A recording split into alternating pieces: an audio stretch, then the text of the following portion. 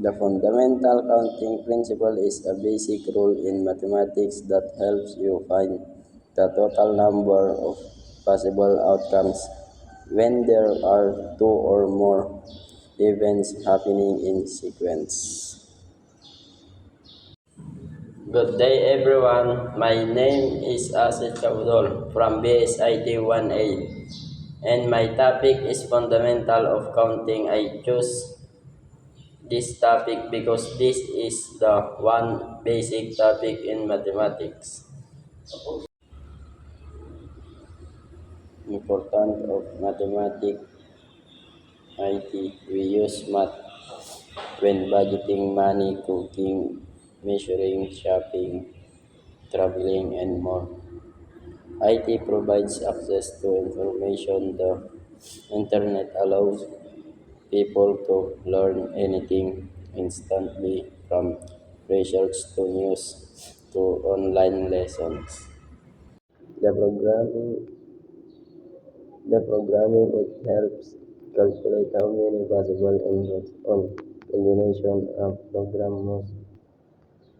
It is used to estimate the sound strength and the number of characters, X number of possible symbols. It helps determine how many unique records can be formed from different health combinations. Bloom in IT because it forms the foundation of how computers process information, solve problems, and make logical decisions.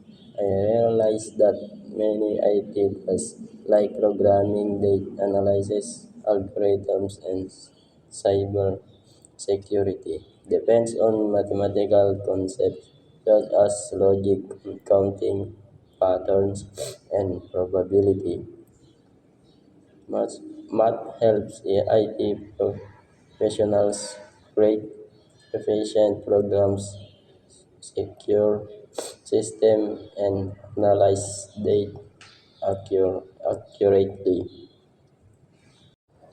The fundamentals of counting is a principle in mathematics that helps determine the total number of possible outcomes by multiplying the number of choices.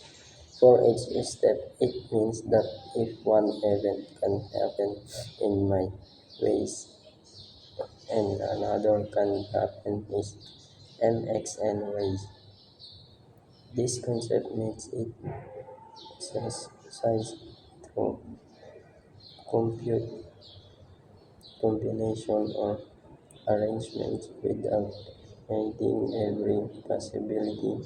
It is often used in problems in solving passwords, sequence, Celsius, and probability.